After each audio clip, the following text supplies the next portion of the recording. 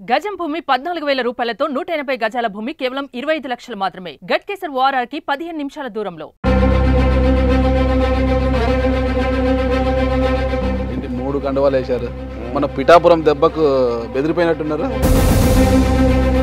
మరి గోదావరి జిల్లాలో మీ సర్వీసెస్ చంద్రబాబు నాయుడు గారు మెప్పించి మీకు టికెట్ ఇచ్చారా, లేకపోతే లోకేష్ గారితో మీకున్న సంబంధాలను అడ్డు పెట్టుకుని లాబింగ్ చేసి టికెట్ తెచ్చుకున్నారు?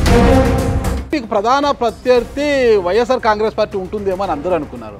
వారు చూస్తే మేము పోటీ చేయబోమన్నారు. మీరేమైనా వాళ్ళని భయపెట్టారా? నిజంగా మీకు వాళ్ళు భయపడ్డారా? ఈ ఎలక్షన్ ఫేస్ చేసే అంత అవకాశం లేకపోవచ్చు కదా. అంటే మీతో ఉన్న నోట్ల కట్టలతో వాళ్ళు పోటీ పడలేరంటారా? ఇప్పుడు వైసీపీ అది పోటీలో లేకపోవడంతో మీ విజయం అయిపోయినట్టు అట్లా అనుకోవద్దండి. ఎందుకంటే మీకు పీడిఎఫ్ రావచ్చు, విజయవాడ రావచ్చు, హర్ష కుమార్ గారు చిన్న కుమారుడు సుందర్ అనుకుంటా.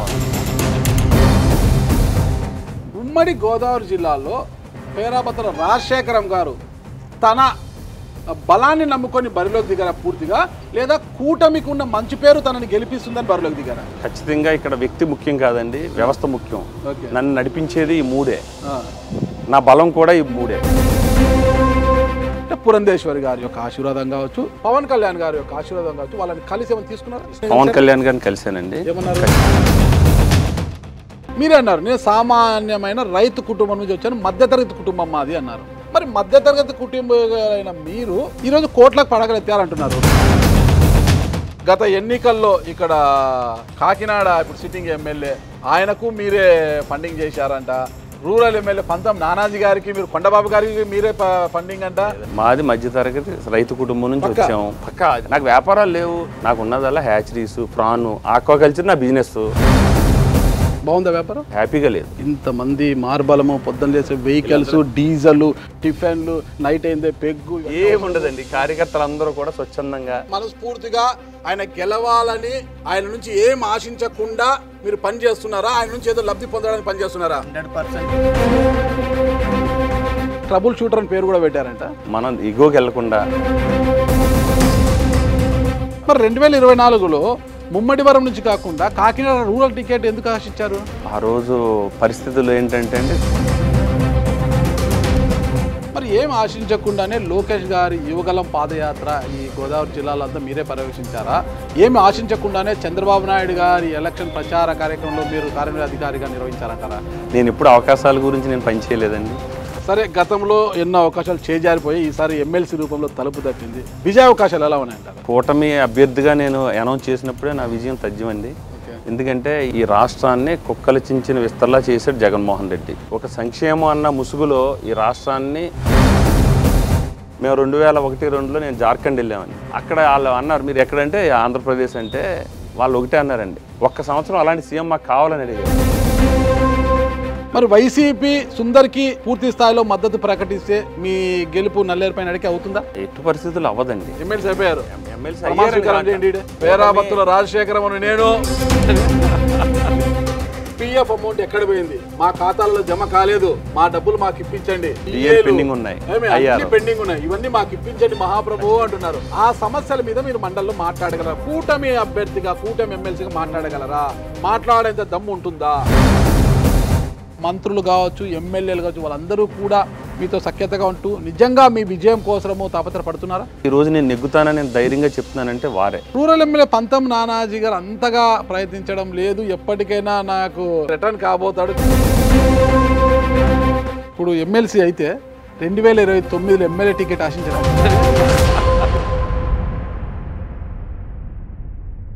Welcome to Suman TV. నేను మీ నాగరాజ్ బైర్శెట్టిని. ఈరోజు ఈ ప్రోగ్రామ్ మనకు స్పాన్సర్ చేస్తుంది ఎకో తేజస్ విద్యుత్ వాహనాల సంస్థ. ఆయనకు ప్రజలంటే అమితమైన ప్రేమ, వారికి సేవ చేయాలన్న ఆకాంక్ష కూడా ఆయనలో మెండుగా ఉంది. అందులో భాగంగానే ఎలాగైనా చట్టసభల్లోకి వెళ్ళి తనను ప్రేమించే ప్రజలకు సేవ చేయాలన్న లక్ష్యంతో ఉన్న ఆయనకు ఎమ్మెల్యే టికెట్ రూపంలో 2 సార్లు కూడా టికెట్ చేతి వరకు వచ్చి అలానే చేజారిపోయింది. అయితే ఈసారి మాత్రం ఆయన వదులుకోలేదండోయ్. అదే పట్టభద్రుల ఎమ్మెల్సీ రూపంలో ఆయనకు మరొకసారి వరం అలా తలుపు తట్టింది.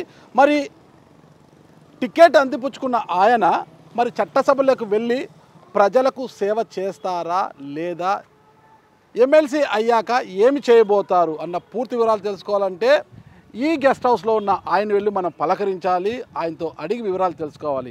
ఆయన ఎవరో కాదు, ఉమ్మడి అంటే ఉభయ గోదావరి జిల్లాల తెలుగుదేశం పార్టీ పట్టభద్రుల నియోజకవర్గ ఎమ్మెల్సీ అభ్యర్థి పేరాబత్తుల రాజశేఖరం గారు. ప్రస్తుతం ఆయన లోపల ఉన్నారు. ఆయన అడిగి ఆయన రాజకీయ అరంగేట్రం గురించి, ఆయన ఎమ్మెల్సీ అయిన తరువాత ఎలా న్యాయం చేయబోతున్నారు, ప్రజలకు కావచ్చు పట్టభద్రులకు కావచ్చు ఏం చేయబోతున్నారు అన్న పూర్తి వివరాలు తెలుసుకుంటాం. ఒకసారి నన్ను ఫాలో కండి.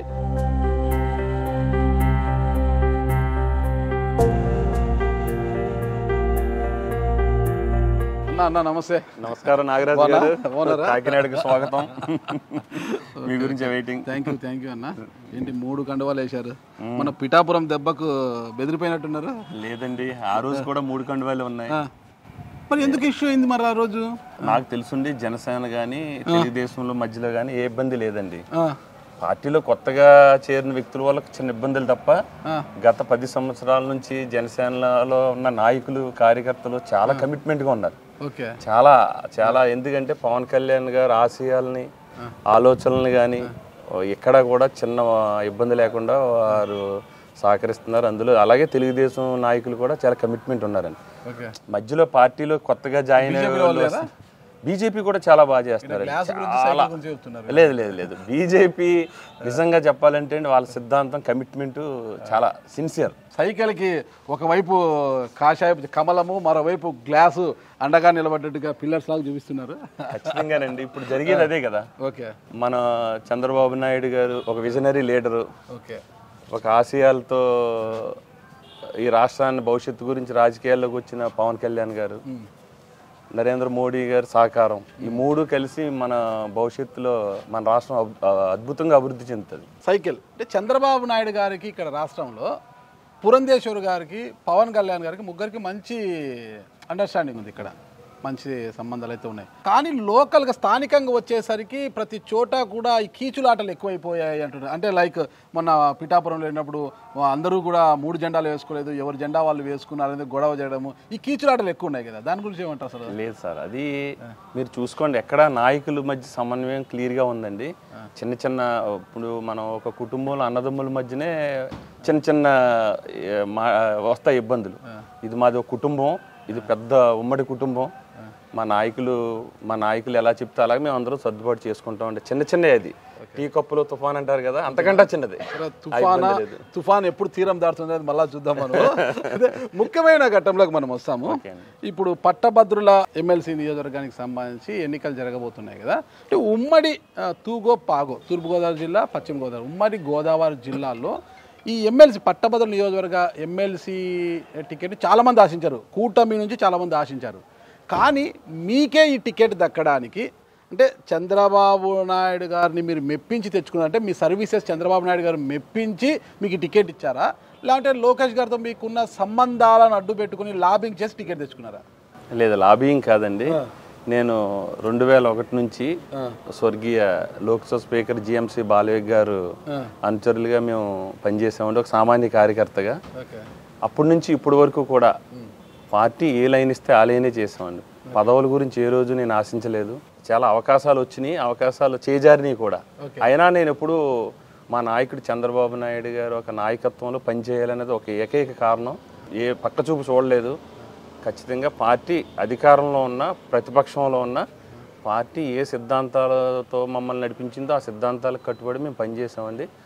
అదే ఒక చంద్రబాబు నాయుడు గారి దృష్టిలో పడి నా కమిట్మెంట్ కానీ నా యొక్క నిస్వార్థంగా చేయటాన్ని చూసి నాకు ఈ అవకాశం ఇచ్చారు. సరే, 3 పార్టీలలో కూడా మీలాగా కమిట్మెంట్తో పనిచేసిన వారు ఉంటారు. 3 జెండాలు ఉన్నాయంట, 3 జెండాలు కలిపి ఉన్నాయి, కూటమిగా ఉంది. కానీ ఇక్కడ పసుపు జెండా నీడన ఉన్న మీకే ఎందుకు వచ్చింది ఆ టికెట్ వాళ్ళకి కాకుండా? ఏంట మతలబ్ ఏంటనేది ఎవరికి అర్థం కావడం లేదు. లేదండి, మనం చూసుకుంటే ఇప్పుడు ఈ 2 జిల్లాల్లో జనసేనకి పదవులు వచ్చినాయి, బీజేపీకి ఇచ్చారు. వారి రేషియోలో ఖచ్చితంగా అందరికీ పదవులు వస్తాయండి. ఎందుకంటే ఈస్ట్ వెస్ట్ గ్రాడ్యుయేట్స్ ఎమ్మెల్సీ అనేటప్పటికీ ఇక్కడ ఎక్కువ గ్రాడ్యుయేట్స్ కూడా ఉండడం జరిగింది. కాబట్టి కొంచెం నేను ఉత్సాహంగా కొంచెం యువతకి ప్రాధాన్యత ఇవ్వాలన్న ఉద్దేశంతో చంద్రబాబు నాయుడు గారు, పవన్ కళ్యాణ్ గారు, పురంధేశ్వరి గారు ముగ్గురికి కూడా నేను ధన్యవాదాలు తెలుపుకుంటున్నాను. కూటమి అభ్యర్థిగా నేను ప్రకటించినందుకని. ఓకే, సరే, కూటమి అభ్యర్థిగా మిమ్మల్ని ప్రకటించారు, అది సంతోషమే. కానీ మీకు ప్రధాన ప్రత్యర్థి వైఎస్ఆర్ కాంగ్రెస్ పార్టీ ఉంటుందేమో అని అందరూ అనుకున్నారు. వారు చూస్తే మేము పోటీ చేయబోమన్నారు. వారు పోటీ చేయబోమంటే అర్థం కావడం లేదు. మీరేమైనా వాళ్ళని భయపెట్టారా? నిజంగా మీకు వాళ్ళు భయపడ్డారా? భయపెట్టడం అనేది ప్రజాస్వామ్యంలో ఎవరి వల్ల అవ్వదు. అవునా? అసలు భయపట్టడం ప్రజాస్వామ్యంలో మనం ఉన్నామండి, రాజరికంలో లేము మనం. ప్రజాస్వామ్యం అంటే ప్రజలే ప్రభువులు, ప్రజలే అంతిమ తీర్పు నిర్ణేతలు. ఇక్కడ ఎవరిని భయపెట్టేది కాదు. వైసీపీ నాయకత్వం మరి గెలవలేనని ఉద్దేశమో లేకపోతే వేరే వాళ్ళకి సరైన నాయకత్వం లేకనో పోటీలో లేదు కానండి. భయపెట్టడం అనేది ఏం లేదు. గెలవలేమేమో అనే ఒక అభద్రతా భావం ఉండవచ్చును కాక, ఎందుకంటే వాళ్ళ అధికారంలో లేదు. సరైన నాయకత్వం లేదు అని ఎలా చెప్తారు? మీరు ఇంతమంది ఉన్నారు కదా ఉభయ గోదావరి జిల్లాలో వాళ్ళకు. ఓకే, ఉన్నారండి, లేండి అంటే అట్లా అని కాదండి. ఈ ఎలక్షన్ ఫేస్ చేసే అంత అవకాశం లేకపోవచ్చు కదా. అంటే మీతో ఉన్న నోట్ల కట్టలతో వాళ్ళు పోటీ పడలేరంటారా? నేను ఒక సామాన్య రైతు కుటుంబం నాదండి. నేను మధ్యతరగతి ఫ్యామిలీ. నేను ఎప్పుడు కూడా రాజకీయాల్లో డబ్బే ప్రభావితం చేస్తుందని నమ్మే వ్యక్తిని కాదు నేను.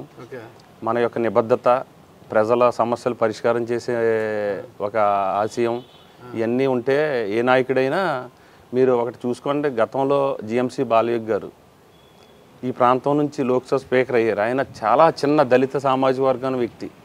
తెలుగుదేశం పార్టీలో డబ్బుకు ప్రాధాన్యత ఉండదండి. ఎప్పుడు కూడా కమిట్మెంటు, ప్రజా సమస్యల మీద పోరాటం, పరిష్కారం, ఇవన్నీ ఉన్న కమిట్మెంట్ ఉన్న వ్యక్తులకు ఎప్పుడు అవకాశాలు వస్తాయి. గతంలో మీరు జెడ్పీటీసీగా పోటీ చేసిన సమయంలోనే ₹1 కోటి పైగా ఖర్చు చేశారు అనేది అయితే మీ పైన ఒక ఆరోపణ ఉంది. ఇప్పుడు అప్పుడే కోటి చేశారంటే ఇప్పుడున్న ఖర్చులకు, పెరిగిన ఖర్చులకు తోడు అది కూడా పట్టభద్రుల నియోజకవర్గం ఉభయ గోదావరి జిల్లాలంటే ఎన్ని కోట్లు ఖర్చు పెట్టబోతున్నారు? అది రాంగ్. ఖచ్చితంగా నేను ఆ రోజు జెడ్పీటీసీగా పోటీ చేసేటప్పుడు జెడ్పీ చైర్మన్ అవకాశం గురించి మేము చేసాం. ఇప్పుడు మేము అధికారంలో కూడా లేము ఆ రోజునండి. అదేం కాదు. ఇప్పుడు మీరు ఇంకోటి పట్టభద్రుల గురించి అన్నారు. పట్టభద్రులు అన్నది మనం ఈ సమాజంలో బాధ్యత గల వ్యక్తులు వాళ్ళు. ఈ సమాజాన్ని నిర్మించి నడిపించే సత్తా ఉన్న, సామర్థ్యం ఉన్న వ్యక్తులు పట్టభద్రులు. వారిని ఎవరు కూడా డబ్బుతో కొనే ధైర్యం, దమ్ము పట్టభద్రులకి కొనే అంత ఛాన్స్ ఉండదు. డబ్బు అనేది ఈ ఎలక్షన్లో ప్రభావితం చేయదనేది నా ప్రధాన నమ్మకం. పట్టభద్రులే కాదండి, ప్రజలు కూడా డబ్బులు తీసుకోరు. ప్రజలు డబ్బులు తీసుకునేలా తయారు చేసింది రాజకీయ నాయకులు. వాళ్ళ అవసరాల కోసము, వారి పదవి ఆకాంక్ష కోసము, వాళ్ళ పదవి ఆకాంక్ష తీర్చుకోవడానికి వాళ్ళని వాళ్ళ వైపు బానిసలుగా మార్చుకుంది ఈ రాజకీయ నాయకులే. మరి దానికి మీరు అతిథులేం కాదు కదా. అందులో పట్టభద్రులు ఉంటారు. నేను కూడా ఒక పట్టభద్రునే. పట్టభద్రులు ఉంటారు, సామాన్యులు ఉంటారు. అందరినీ అలా మార్చేశారు. అంటే ఎలక్షన్స్ వచ్చాయంటే చాలు, మా ఇంట్లో ఇంతమంది ఉన్నారు, మాకు ఇన్ని వేలో ఒక 5 మంది ఉంటే 10,000 వస్తుంది, ₹1,000 అయితే 5,000 వస్తుంది, ఆశ పెట్టుకొని ఉంటారు అందరూ కూడా. దానికి మీరు అతిథులేం కాదు కదా. నాకు చాలా నమ్మకం. ప్రజాస్వామ్యం విలువలు కూడా మనం కాపాడవలసిన బాధ్యత ఉంది. మీరు చెప్పిన దాంట్లో కొంత నిజం ఉంది. కొంత నిజం, పూర్తి నిజం కాదండి. పూర్తి నిజం ఎందుకు కాదంటే డబ్బే ప్రభావితం చేస్తే మన కూటమి నెగ్గదు. జగన్మోహన్ రెడ్డి దగ్గర ఉన్న డబ్బు ప్రభావం, అధికార ప్రభావం చూస్తే దాని ముందు జగన్మోహన్ రెడ్డి గారి మీద వచ్చిన పూర్తి వ్యతిరేకత కూటమి ఓట్లుపడాయి. ఇక్కడ జరిగింది ఏంటి?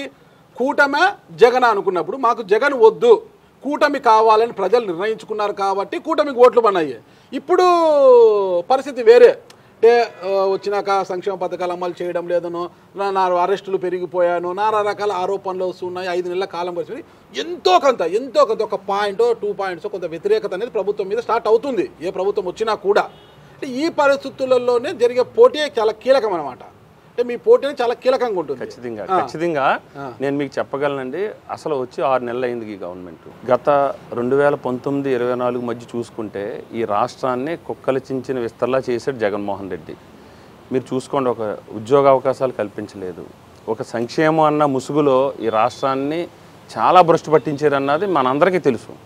కానీ ఇప్పుడు ఈ కూటమి ప్రభుత్వం సమర్థుడు, మంచి దార్శనికుడు, విజనరీ లీడరు చంద్రబాబు నాయుడు గారి మీద నమ్మకం, అలాగే ఎంతో ఆశయాలతో రాజకీయాల్లోకి వచ్చిన పవన్ కళ్యాణ్ గారు, కేంద్రం సహకారం మోడీ గారు మనం చూసుకుంటున్నాం. ఈరోజు ఈ 6 నెలల్లోనే చూసుకుంటే ఇంచుమించుగా ఈ రాష్ట్రంలో ఉద్యోగ అవకాశాలు కల్పించడంలో కానీ, సంక్షేమంతో పాటు అభివృద్ధి చేయడంలో కానీ ఎక్కడా కూడా తగ్గలేదండి ఈ కూటమి ప్రభుత్వం. లాస్ట్ మంత్ మనం చూసుకుంటే లోకేష్ బాబు గారు కూడా అమెరికాలో ఇంచుమించుగా 100 కంపెనీలు పైగా మరి కలవటం జరిగింది. ఆయన వచ్చిన తర్వాత మనకి 1,40,000 కోట్లు పెట్టుబడులు కూడా రావడం జరిగింది. ఆ ఒప్పందాలు కూడా మీకు జరిగినాయి. సుమారుగా ఇంచుమించుగా 2,50,000 ఉద్యోగ అవకాశాలు తద్వారా వస్తున్నాయి. ఇవన్నీ అభివృద్ధి కదా. మీకు ఒక సడన్గా ఇంత ఈ వ్యవస్థను నాశనం చేసినప్పుడు ఒక నెలలోనూ అంత వెంటనే సర్దుబాటు అవ్వదు. మీరు చెప్పేది ప్రజలు అంటే నేను ఒకటి చెప్తాను. 2014లో మీ పార్టీ అధికారంలో విభజిత ఆంధ్రప్రదేశ్లో తెలుగుదేశం పార్టీ తొలిసారిగా అధికారంలోకి వచ్చిన తర్వాత అప్పుడు జరిగిన పట్టభద్ర నియోజకవర్గం, రాయలసీమలో జరిగిన పట్టభద్ర నియోజకవర్గ ఎన్నికల్లో టీడీపీ నుంచి కేజే రెడ్డి గారు, వైసీపీ నుంచి గోపాల్ రెడ్డి గారు నిలబడితే వైసీపీ అభ్యర్థి ఆడ గెలిచాడు. అక్కడ అంటే టీడీపీ మీద వ్యతిరేకత ఉంది కాబట్టి పట్టభద్రులు అలా నిర్ణయం తీసుకుని అనుకోవచ్చు. తర్వాత వైసీపీ అధికారంలోకి వచ్చినప్పుడు జరిగిన పట్టభద్ర నియోజకవర్గ ఎన్నికలు అదే గోపాల్ రెడ్డి కొడుకు రవీంద్రారెడ్డి వైసీపీ అభ్యర్థిగా నిలబడితే అక్కడ టీడీపీ గెలిచింది. ఎవరు? భూమిరెడ్డి రామగోపాల్ రెడ్డి గారు మీకోసం ప్రచారానికి వచ్చారు కదా, ఆయన గెలిచాడు. అధికార పార్టీ అభ్యర్థి అయిన రవీంద్రారెడ్డి ఓడిపోయారు. అంటే అప్పటికి జగన్మోహన్ రెడ్డి గారు మేలుకోలేదు, మా మీద వ్యతిరేకత స్టార్ట్ అయింది, ఇది నేను గమనించాలని మేలుకోలేదు ఆయన. అందుకే ఈ 11 స్థానాలకు పరిమితమయ్యారు. ఇప్పుడు మీ ఎన్నిక కూడా చాలా కీలకం అన్నమాట. నిజంగా ఈ 5 నెలల కాలంలో అన్ని వర్గాలను పక్కన పెడితే పట్టభద్రులు సంతృప్తికరంగా ఉన్నారా లేదా అని తెలుసుకోవాలంటే మీ విజయమే నిర్ణయిస్తుంది. ఖచ్చితంగా మా విజయం తథ్యమండి. ఎందుకంటే కూటమి ప్రభుత్వం చాలా బలంగా ప్రజల ఆకాంక్షలకి వాళ్ళ ఆశయాలకు అనుగుణంగా పనిచేస్తుంది. ఇప్పుడు వైసీపీ అది మనకు ఇక్కడ పోటీలో లేకపోవడంతో మీ విజయం అయిపోయినట్టు అట్లా అనుకోవద్దండి. ఎందుకంటే మీకు పీడిఎఫ్ రావచ్చు, విజయవాడ రావచ్చు. హర్ష కుమార్ గారు చిన్న కుమారుడు సుందర్ అనుకుంటా, సుందర్ పోటీలో ఉన్నాడు. ఆమె కాకినాడ మాజీ మేయర్ సరోజ గారు ఇండిపెండెంట్ అభ్యర్థిగా వేస్తున్నారు. ఇంతమంది పోటీలో ఉన్నారు కదా. ఉన్నారు. మరి మీ విజయం తథ్యమని ఎలా చెప్తారు మీరు? నేను అనేది ప్రజలు ఏదైతే ఈ పట్టభద్రులు కాన్స్టిట్యున్సీ స్పెసిఫిక్గా ఈ 34 నియోజకవర్గాల్లో ఉన్నారో ఈ మేధావులు పట్టభద్రులు ఎవరైతే ఉన్నారో వాళ్ళందరూ కూడా ఈ కూటమిని బలపరుస్తున్నారు. ఎందుకంటే ఈ రాష్ట్రం అభివృద్ధి చెందాలంటే ఈ నాయకత్వం కావాలి. చంద్రబాబు నాయుడు గారు కూటమి ప్రభుత్వం ముందుకు తీసుకెళ్లాలనేది ఇంకా బలంగా నమ్ముతున్నారు. ఆ విధంగా కూడా మేము పనిచేస్తున్నాం. మేము చేసే అభివృద్ధి కూడా మీరు చూసుకోండి. వచ్చిన తొలి సంతకమే డిఎస్సీ మీద సంతకం పెట్టారు చంద్రబాబు నాయుడు గారు. ఆ రోజు మాట ఇచ్చారు. మనం ఈ 5 సంవత్సరాల్లో 20 లక్షల ఉద్యోగాలు కల్పిస్తామని మేనిఫెస్టోలో పెట్టడం కూడా జరిగింది. తన అనుగుణంగానే ఈ మధ్యకాలంలోనే మన ఈ ఒప్పందాల ద్వారా 2,50,000 నుంచి 3 లక్షల ఉద్యోగాల కల్పన కూడా జరుగుతుంది. ఒక పక్క పరిశ్రమలు, మీరు పరిశ్రమలు చూసుకోండి. గతంలో జగన్మోహన్ రెడ్డి గారి ప్రభుత్వంలో వచ్చే పరిశ్రమల కంటే పోయే పరిశ్రమలు ఎక్కువ ఈ రాష్ట్రాన్ని వదిలి. కానీ ఇప్పుడు మనం చూసుకుంటే మళ్ళీ పెద్ద ఎత్తున మన భారతదేశంలోకి నుంచే కాకుండా ఇతర దేశాల నుంచి కూడా ఈ రాష్ట్రంలో పెట్టుబడులు పెట్టడానికి ముందుకు వస్తున్నారు. అంటే ఈ ప్రభుత్వం మీద, ఈ కూటమి ప్రభుత్వం మీద ఉన్న ఒక నమ్మకం, ఇక్కడ పరిశ్రమలు స్థాపిస్తే వాళ్ళకు భరోసా, ఇవన్నీ చూసుకుంటే పెద్ద ఎత్తున ఉద్యోగ అవకాశాలు కూడా రావడానికి అవకాశం ఉంది. ఖచ్చితంగా ఏదైతే నిరుద్యోగులు ఉన్నారో వాళ్ళందరూ కూడా, పట్టభద్రులు ఉన్నారో వాళ్ళందరూ ఈ కూటమి ప్రభుత్వాన్ని సంపూర్ణ మద్దతు ఉంటుంది. ఈ కూటమి మళ్ళీ రాబోయే 20 సంవత్సరాలు కూడా ఇదే కూటమి ప్రభుత్వం ఉంటుందని నాకు ప్రగాఢ విశ్వాసం. ఉమ్మడి గోదావరి జిల్లాలో పేరాబత్తుల రాజశేఖరం గారు తన బలాన్ని నమ్ముకొని బరిలోకి దిగారా పూర్తిగా, లేదా కూటమికి ఉన్న మంచి పేరు తనని గెలిపిస్తుందని బరిలోకి దిగారా? ఖచ్చితంగా ఇక్కడ వ్యక్తి ముఖ్యం కాదండి, వ్యవస్థ ముఖ్యం. నన్ను నడిపించేది ఈ 3. నా బలం కూడా ఈ 3. బలం బలహీనత. ఇక్కడ పట్టభద్రుల నియోజకవర్గానికి వచ్చేసరికి వ్యక్తిని బట్టి ఓట్లు పడతాయి. ఇక్కడ వ్యక్తి యొక్క వ్యక్తిత్వాన్ని బట్టి ఇతను మంచి చేస్తాడా లేదా, ఏం చేస్తాడు, అతను మంచి వ్యక్తా కాదా, అతని క్యారెక్టర్ ఏంటి అనేది కూడా పట్టభద్రుడ విఘ్నులైన పట్టభద్రులు ఓట్లు వేసేది ఎన్నిక. వీళ్ళు వేసేటప్పుడు కొంత ఆలోచిస్తారు, వ్యక్తి యొక్క క్యారెక్టర్ గురించి కూడా ఆలోచించి వేస్తారు. అంటే మీకంటూ కొంత క్యారెక్టర్ ఉండాలి, బలం ఉండాలి. ఆ తర్వాత కూటమి యొక్క జెండాల ఓట్లు మీకు వస్తాయన్నమాట. దీంట్లో ఏది ఎక్కువ ఉంటుంది అంటారు? ఇక్కడ చిన్న పాయింట్, మీరు అదే లాజిక్. ఒక వ్యక్తిని కూటమి అభ్యర్థిగా ప్రకటించినప్పుడే ఇవన్నీ పరిశీలించి ప్రకటిస్తుంది. మీకు మనలో ఉన్న పాజిటివ్ కానీ ఈ కూటమి అభ్యర్థి ప్రకటించినప్పుడు ఇతని యొక్క క్యారెక్టర్ కానీ, గత చరిత్ర కానీ మనం చూసుకుని గత 20 సంవత్సరాల నుంచి నా యొక్క క్యారెక్టర్ అన్నీ చూసే నాకు ఇచ్చారు. నేను ఎక్కడా కూడా అవినీతి కానీ, నాకు ఒక అవినీతి మచ్చ కానీ, ఎవరితోని గొడవ పట్టడం కానీ, ఎవరితోని నాకు శత్రుత్వం కానీ ఈ 2 జిల్లాల్లో ఎవరితోని లేదండి. ఒక చిన్న పాయింట్ అండి, మీరే అన్నారు నేను సామాన్యమైన రైతు కుటుంబం నుంచి వచ్చాను, మధ్యతరగతి కుటుంబం మాది అన్నారు. మరి మధ్యతరగతి కుటుంబం మీరు ఈరోజు కోట్లకు పడగలెత్తారంటున్నారు. రొయ్యల చెరువులు కావచ్చు, హెచరీస్ గోడవన్స్ కావచ్చు. గత ఎన్నికల్లో ఇక్కడ కాకినాడ ఇప్పుడు సిట్టింగ్ ఎమ్మెల్యే ఆయనకు మీరే ఫండింగ్ చేశారంట. రూరల్ ఎమ్మెల్యే పంతం నానాజీ గారికి మీరు, కొండబాబు గారికి మీరే ఫండింగ్ అంట, పంతం నానాజీ గారికి మీరే ఫండింగ్ అంట. మరి ఇన్ని కోట్లు ఎలా వచ్చి ఈరోజు లావిష్ గా ఉంటున్నారు? లేదండి, రాజశేఖరం గారు అంటున్నారు మాది మధ్యతరగతి రైతు కుటుంబం నుంచి వచ్చాము. పక్కా అది మా తాతగారు. నేను అనేది ఖచ్చితంగా నేను చెప్తానండి. నాకు బిజినెస్లు ఉన్నాయి, సీక్రెట్ ఏం లేదు. నేను ఇన్కమ్ ట్యాక్స్ కడుతున్నాను, నాకు బిజినెస్లు ఉన్నాయి. బిజినెస్ లేవని నేను ఎందుకు అంటాను? నాది మా నాన్నగారు కానీ మా తాతగారు రైతు. మేము వచ్చినప్పటికి నేను మా బ్రదర్ ఇద్దరు, మా అన్నయ్య ఉంటారు, మేము ఇద్దరు ఖచ్చితంగా బిజినెస్ చేస్తున్నాం అండి. పక్కాగా బిజినెస్ చేస్తున్నాం, ఎక్కడా కూడా ట్యాక్స్ రూపంలో కడుతున్నాం. ఆ వచ్చిన ఆదాయంతోనే మేము ఏదన్నా చేసుకుంటున్నాం, అంతకుమించి ఏం లేదండి. ఎక్కడ రాజకీయంగా నేను రాజకీయ పదవులు ఉపయోగించి, రాజకీయాలను ఉపయోగించి ఎక్కడా కూడా నేను చిన్న ఈ పని కూడా చేయలేదు. నా బిజినెస్లు ఉన్నాయి ఖచ్చితంగా. నాకు ఉన్నదల్లా హ్యాచరీస్, ఫ్రాన్, ఆక్వాకల్చర్ నా బిజినెస్ ప్యూర్. బాగుందా వ్యాపారం? పర్లేదండి, అంటే ఇప్పుడు అంత బాగలేదు, ఆక్వాకల్చర్ అంత హ్యాపీగా లేదు. ఆక్వాకల్చర్ బాగలేని సమయంలో ఎమ్మెల్సీగా బరిలోకి దిగారు, మరి ఎలా రాణిస్తారు ఏంటి అసలు? దీనికి పని ఏముంటుందండి? ఇంతమంది మార్బలము, పొద్దున్న లేసే వెహికల్స్, డీజిల్, టిఫిన్లు, నైట్ అయిందే పెగ్గు, ఏముండదండి. కార్యకర్తలు అందరూ కూడా స్వచ్ఛందంగా వాళ్ళు నా మీద అభిమానం, పార్టీ మీద అభిమానం, వీళ్ళందరూ కూడా కూటమి సంబంధించిన అందరూ వీళ్ళు ఎవరో కూడా తెలుగుదేశం కాదు, జనసేన, బీజేపీ ముగ్గురు కలిసి ఉన్నారు ఇక్కడ. మనస్ఫూర్తిగా చెప్పండి ఒకసారి, మీరంతా మనస్ఫూర్తిగా ఆయన గెలవాలని, ఆయన నుంచి ఏం ఆశించకుండా మీరు పని చేస్తున్నారా? ఆయన నుంచి ఏదో లబ్ధి పొందడానికి పని చేస్తున్నారా? 100% కూటమి తరపున ఆయన ఏదైతే అభ్యర్థి కింద ఉన్నారో ఆయన గెలుపు కోసం మేము స్వచ్ఛందంగా పనిచేస్తున్నాం తప్ప ఏ విధమైన ప్రలోభాలకు కానీ ఏదైనా కాదు. ఎప్పుడు పిలిస్తే అప్పుడు వచ్చి పనిచేసే నికార్సైన తెలుగుదేశం, జనసేన, బీజేపీ కార్యకర్తలు మేము. ఓకే, నికార్సైన కార్యకర్తలు ఖచ్చితంగా చేస్తున్నారు. ఇకపోతే అన్న ఇంకొక ఆరోపణ ఉంది, అంటే నాకు తెలిసి మీరు 2006లో ఎంపీపీగా ఉన్నారు ముమ్మడివరం. ఐపోలవరంలోనే అక్కడే జెడ్పీటీసీ కూడా చేశారు మీరు. ఐపోలవరం అక్కడే మీరు ఎంపీపీ కూడా చేశారు. అప్పుడు ఈ ఎస్సీల మీద దాడులు జరిగాయి. అసలు నేను ఎంపీపీగా నేను అదే ఖచ్చితంగా చెప్పగలనండి. రాజకీయాల్లోకి నేను వచ్చిన తర్వాత మా ప్రాంతంలో ఇంతకుముందు గొడవలు జరిగాయండి. నేను వచ్చిన తర్వాత నా పరిధిలో ఎక్కడా కూడా కమ్యూనిటీ గొడవలు కానీ, వ్యక్తిగతమైన గొడవలు కానీ టోటల్గా నేను జీరో అని చెప్పగలను. అందుకనే అక్కడ ఎక్కువ నన్ను అభిమానిస్తారు ఆ ప్రాంతం వాళ్ళందరూ. లేదండి అస్సలు. నేను అదే చెప్తున్నాను, దళితులు కానీ, ఇతర బీసీ వర్గాలు కానీ, ఇతర అగ్రవర్ణాలు కానీ అందరూ నన్ను ఒక సోదరుడిగా చూశారు తప్ప నన్ను పేరు పెట్టి ఎవరో పిల్లరండి. మీరు కావాలంటే చూసుకోవచ్చు. ఇక్కడ కూడా చాలామంది దళితులు ఉంటారు, కొంతమంది వాళ్ళు ఉంటారు. అన్న అని పిలుస్తారు, అన్నయ్య అని పిలుస్తారు. వాళ్ళ ఇంట్లో ఏ ఫంక్షన్ వచ్చినా వాళ్ళ ఇంట్లో నేను ముందుంటాను, వాళ్ళ ఇంట్లో భోజనం చేస్తాను. అసలు ఆ సంస్కృతి అన్నది మీరు మాతో వస్తే తెలుస్తుంది మీకు. అంతే అంటారా? ఇప్పుడు మీరు అన్నారు నన్ను ఎవరు పేరు పెట్టి పిలిచారు, అది వాస్తవమే. నాకు కూడా తెలిసింది, చాలా మంది పేరు పెట్టి పిలిచారు. అందరూ ఆయన్ని ట్రబుల్ షూటర్ అనే పేరుతో పిలుస్తుంటారు అనేది వాస్తవమేనా? ఖచ్చితంగానండి, నేను ఎవరిని కాంట్రవర్సీ కాదండి. ఎవరికి ఏ సమస్య వచ్చినా మీరే వెళ్ళి పరిష్కరిస్తారంట. మీరు అలా వెళితే ఇలా చిటికెల్లో అది పరిష్కారం అవుతుందంట. అది ఎలా అండి? అందుకే మీకు ట్రబుల్ షూటర్ అని పేరు కూడా పెట్టారంట. సమస్య అనేది అర్థం చేసుకుంటే ఏముండదండి. మనం ఇగోకి వెళ్లకుండా మనం పరిష్కారం ఇచ్చాలని చిత్తశుద్ధి ఉన్నప్పుడు మనం ఒక మెట్టి దిగితే సమస్యలన్నీ పరిష్కారం అవుతాయి. ఒక మెట్టి దిగితే అన్ని సమస్యలు పరిష్కారం అవుతాయి, అంతే అండి. ఇది ఎవరికైనా ఇదే నా సలహా. ఎవరు కూడా ఏ సమస్య వచ్చినా కూడా మనం ఒక అధికారితో పని చేయించుకున్నా, ఒక నాయకుడితో పని చేయించుకున్నా రిక్వెస్ట్గా వెళ్ళండి, ఖచ్చితంగా అవుద్ది. అవ్వని పని ఉండదు. దాన్ని నేను స్వయంగా బత్తిన సుబ్బారావు గారి దగ్గర స్వయంగా నేను చూసి నేర్చుకున్నాను. చాలా చిన్న వయసు నాకు. ఆయన బత్తిన సుబ్బారావు గారు గురించి మనందరికీ తెలుసు, ఒక దళిత నాయకుడు.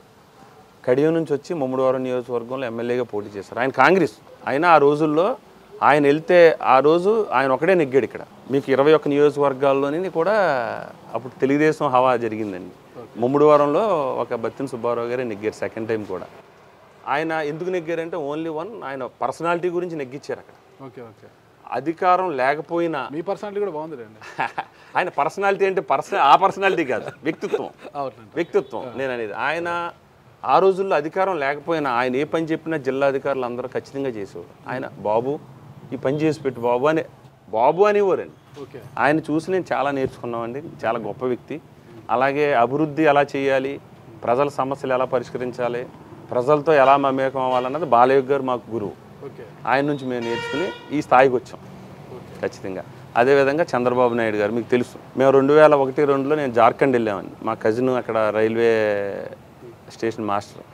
అప్పుడే జార్ఖండ్ సెపరేట్ స్టేట్ అయింది. మీకు అక్కడ వాళ్ళు అన్నారు, మీరు ఎక్కడంటే ఆంధ్రప్రదేశ్ అంటే వాళ్ళు ఒకటే అన్నారండి, మీ ఏపీ చంద్రబాబు మీ సీఎం లాంటి సీఎం మాకు ఒక సంవత్సరం ఉంటే మేము అభివృద్ధి చెందుతాం, ఒక్క సంవత్సరం అలాంటి సీఎం మాకు కావాలని అడిగారు. అది మా నాయకుడు యొక్క గొప్ప. దత్త తీసుకోమని చెప్పండి. దత్త తీసుకోవడం కాదండి, ఆయన చూసి నేర్చుకోవాలి కాదండి. అంటే కావాలి అంటున్నారు. అంత ఒక సంవత్సరం అలాంటి విజనరీ లీడరు మాకుంటే, ఎందుకంటే అక్కడ మీకు తెలుసు కదా బాగా బ్యాక్వర్డ్ ఏరియా, వనరులు ఉన్నాయి కానీ అభివృద్ధి లేదు. కానీ ఇలాంటి విజనరీ లీడర్ ఉండాలనేది, అంటే మా నాయకుడు గొప్పతనం గురించి నేను చెప్తున్నా. ఆయన గొప్పతనము, ఆయన అడ్మినిస్ట్రేషను ఎవరు కూడా తీసేయలేరండి. ఆయన అడ్మినిస్ట్రేషన్ గురించి ఆయన గొప్పతనము, రాజకీయంగా ఆయన ఎప్పుడు కూడా మెచ్చుకోదగ్గ వ్యక్తి ఆయన. ఇకపోతే అండి, గతంలో 2009 అనుకుంటా మీకు ముమ్మడివరం ఎమ్మెల్యే టికెట్ అలా గడప వరకు వచ్చేసి మళ్ళీ అలా వెళ్ళిపోయింది నీకు. అది లేదు, అప్పుడు నేను ఎంపీపీ 2009 అంటే ఎంపీటీసీలు కూడా కాని వాళ్ళు డైరెక్ట్ ఎమ్మెల్యేలు అయ్యారండి. ఇప్పుడు మండల ప్రెసిడెంట్. నేను అదే చెప్తున్నాను, అప్పుడే డీలిమిటేషన్ అయ్యి మాది ముమ్మడివరం ఓపెన్ కేటగిరీలోకి వచ్చిందండి. అంతవరకు ఎస్సీ రిజర్వ్లో ఉండేది. అప్పుడు నా ప్రాణ స్నేహితుడు మురమల సర్పంచ్ శ్రీనివాసరాజు గారు, ఆయన నేను కలిసి పనిచేసామండి. అప్పుడు డీలిమిటేషన్లో మేము ఇద్దరం ప్రయత్నం చేసాం. ప్రయత్నం ఎలా అంటే స్నేహితులుగా, ఎక్కువ నా ప్రయత్నం అంతా ఆయన గురించే. ఆయన నన్ను ఆ రోజు తోడు పెట్టుకున్నారు. ఎందుకంటే అప్పుడు ప్రజారాజ్యం పార్టీ రావటం ఎన్ని ఇబ్బందులు ఉన్నాయి, నువ్వు ఉంటే మన ఇద్దరం కలిసి పనిచేద్దాం, ఎవరికి టికెట్ వచ్చినా కలిసి పనిచేద్దాం అన్న కమిట్మెంట్తో ముందుకెళ్ళాం. ఆ విధంగానే ఆయనకి సీటు వచ్చింది. అంతే తప్ప అది ఆ రోజు నిజం వాస్తవమే, కానీ ఆ రోజు మేము ఎక్కువ శ్రీనివాసరాజుకే ప్రయత్నం చేసామండి. ఇప్పుడు ఎలక్షన్స్లో మీకు జెడ్పీ చైర్మన్గా కూడా 14లో మనకి లోకల్ బాడీ జరిగినాయండి. జెడ్పీ చైర్మన్గా నేను కూడా ఒక ప్రపోజల్ క్యాండిడేట్గా ఆ రోజు ఉన్నాం. ఓకే, మరి ఎందుకు అది కూడా, ఆ కుర్చీ కూడా అలా వెనక్కిపోయింది? మిమ్మల్ని కూర్చోబెట్టుకోవడానికి ఇష్టపడలేదు ఆ కుర్చీ? రాజకీయాల్లో అనుకున్నట్టు ఎప్పుడు జరగవు కదండి. ఓకే, పరిస్థితులు. ఆ రోజు నామన్ రాంబాబు గారు సీనియర్ లీడరు, నాకంట మోస్ట్ సీనియర్, ఆయన పార్టీలో సీనియర్. ఆ రోజు సీనియర్కి అవకాశం ఇవ్వాలి, నీకు ఇంకా వయసు ఉంది కాబట్టి నెక్స్ట్ ఛాన్స్ ఇస్తామని, అదే నెక్స్ట్లో చూద్దాం, ఎవరైనా తప్పదు కదండి. ఆ రోజు పార్టీ నిర్ణయానికి కట్టుబడి మనం పనిచేసాం. మరి 2024లో ముమ్మడివరం నుంచి కాకుండా కాకినాడ రూరల్ టికెట్ ఎందుకు ఆశించారు?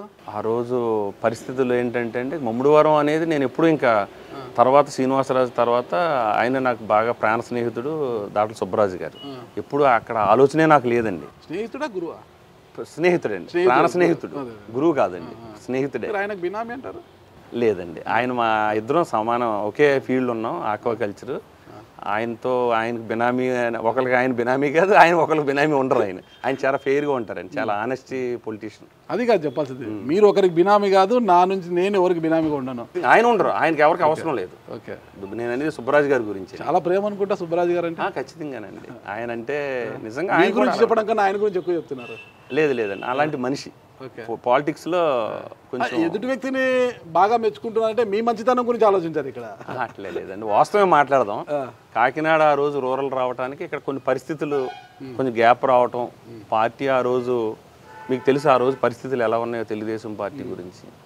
కొంతమంది భయంతో జెండా పట్టుకోవటానికి కూడా ఆ రోజు భయపడే పరిస్థితులు. ఆ రోజు మా నాయకుడు చంద్రబాబు నాయుడు గారు పిలుపు మేరకు ఇక్కడ కార్యక్రమాలు చేయమన్నారు తప్ప సీటు గురించి కూడా ఆ రోజు నేను ఎప్పుడు ఆశించలేదండి. ఇక్కడ చాలా సీనియర్ లీడర్స్ ఉన్నారు, 4 సార్లు పోటీ చేసే పిల్లి అనంతలక్ష్మి సత్యనారాయణమూర్తి గారు ఉన్నారు, ఇంకా చాలామంది, శ్రీనివాస బాబా కానీ, నూర్కుర్తి వెంకటేశ్వరరావు గారు, వాసిరెడ్డి యేసుదాసు, ఇలాంటి లీడర్స్ అందరూ మేము కలిసి పనిచేస్తాం. ఎలక్షన్ సమయంలో సీనియర్ జూనియర్ అనేది కాదు, కమిట్మెంట్ ఉన్న లీడర్ ఎవరిని ప్రజలు ఆదరిస్తారు అన్నదే ఉంటుంది తప్పితే సీనియరా జూనియర్ అనేది కాదు ఇక్కడ. మరి ఏం ఆశించకుండానే లోకేష్ గారి యువగలం పాదయాత్ర ఈ గోదావరి జిల్లాలంతా మీరే పర్యవేక్షించారా? ఏమి ఆశించకుండానే చంద్రబాబు నాయుడు గారి ఎలక్షన్ ప్రచార కార్యక్రమంలో మీరు కార్యనిర్వహణాధికారిగా నిర్వహించారంటారా? నిజంగానే మీరు చూసుకోండి, 2001 నుంచి కూడా చూస్తున్నాం కదా, చాలా అవకాశాలు వచ్చినట్టే వచ్చి చేజారిని అని మీరే చెప్తున్నారు. నేను ఎప్పుడు అవకాశాల గురించి నేను పనిచేయలేదండి. మా పార్టీ సిద్ధాంతం, పార్టీ లైను, మా నాయకుడు ఏ పిలిపిస్తే ఆ మేరకే పనిచేసాం. అది గుర్తించే నాకు ఈరోజు ఈ అవకాశం వచ్చింది. ఇది కూడా అక్కడ అవకాశాలు చేజారిపోయి కాబట్టి ఎన్నికల సమయంలో కూడా కాపులనంతా ఈ ప్రాంతంలో ఏకతాటిపైకి తీసుకువచ్చి కూటమి అభ్యర్థులకు ఓట్లు వేయించడములో చాలా ముఖ్య పాత్ర పోషించారు మీరు. కాబట్టే ఈరోజు ఈ ఎమ్మెల్సీ టికెట్ మీకు వచ్చింది అనుకోవచ్చా? అట్లా లేదండి, కూటమికి ఆ రోజు కమ్యూనిటీకి లేదండి. ఆ రోజు పవన్ కళ్యాణ్ గారు ఉన్నారు, చాలా అద్భుతమైన నాయకుడు. మన చంద్రబాబు నాయుడు గారు, పవన్ కళ్యాణ్ గారు ఉండొచ్చు. ఇక్కడ క్యాడర్ నడిపించే బాధ్యత కూడా ఒకరు తీసుకోవాలి కదా. కాపులను నడిపించే బాధ్యత కూడా పవన్ కళ్యాణ్ గారు పిలుపునిస్తారు.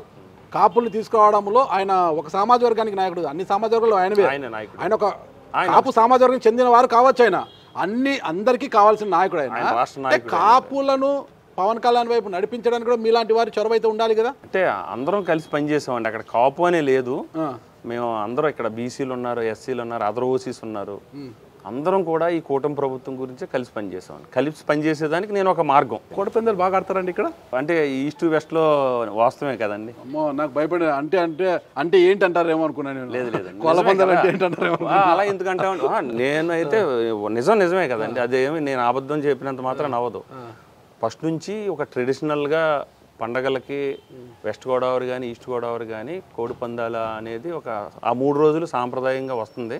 అది అందరికి తెలిసిన విషయమే. కానీ ఈ ప్రాంతంలో కోళ్ళ పందాలు నిర్వహించాలంటే వేదిక ఎక్కడ, ఏ మైదానం అయితే బాగుంటుంది, వెన్యూ ఎక్కడ అనేది డిసైడ్ చేసేది మీరే అంటే కదా. లేదు నేను మళ్ళీ చెప్తున్నాను మీకు, కోడి పందాలు కోడి పుంజుని పంచడం కానీ నేను చూస్తే చూడొచ్చు కానీ నాకు అలవాట్లేదు. ఓకే, అంటే గ్రౌండ్ డిసైడ్ చేయడం లేదు అసలు మనకు లేదండి. గ్రౌండ్ ఎప్పుడు చూడండి, నేను ఎప్పుడు గ్రౌండ్లోనే కనిపించను మీకు.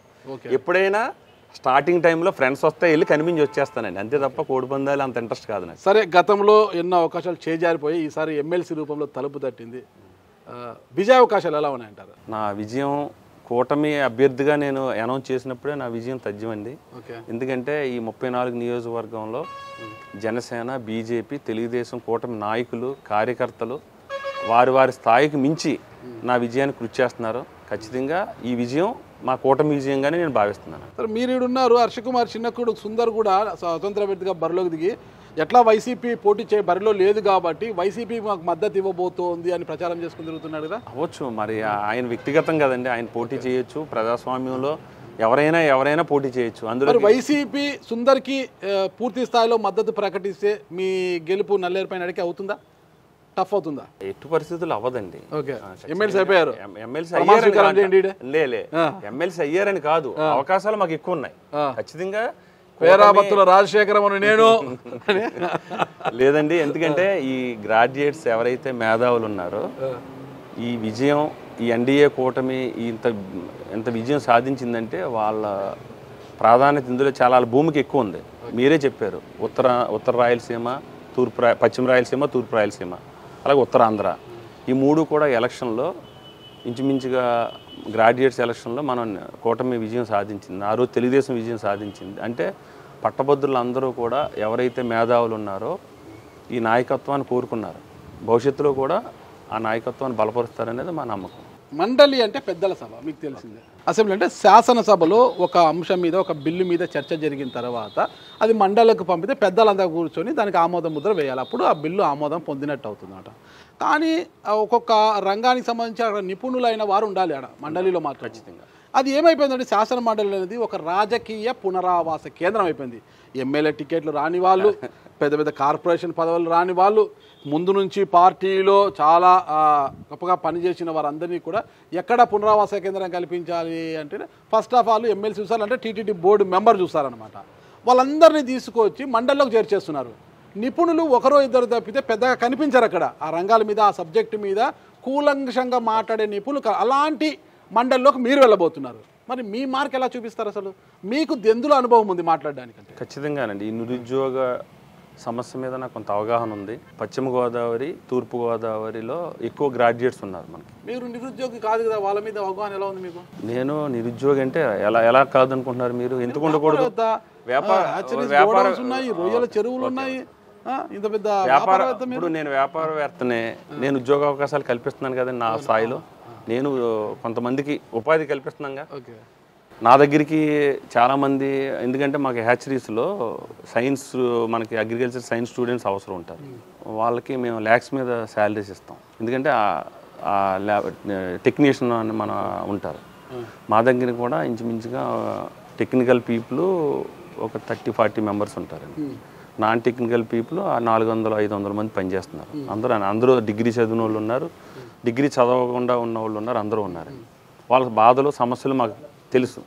ఎందుకంటే ఒక స్టూడెంటు ఇంచుమించుగా 20-25 సంవత్సరాలు కష్టపడి చదివి ఆ వయసులో ఉద్యోగం రాకపోతే ఆ బాధ ఏంటన్నది మేము చూసాం. ఖచ్చితంగా ప్రతి చదువుకున్న విద్యార్థి కూడా నిరుద్యోగిగా ఉండకుండా చదువుకున్న కాలేజీలోనే క్యాంపస్ సెలక్షన్నే వారి నైపుణ్యానికి తగ్గట్టుగా చేయాలని మా యువ నాయకుడు లోకేష్ బాబు గారు చాలా గట్టిగా ప్రయత్నం చేస్తున్నారు.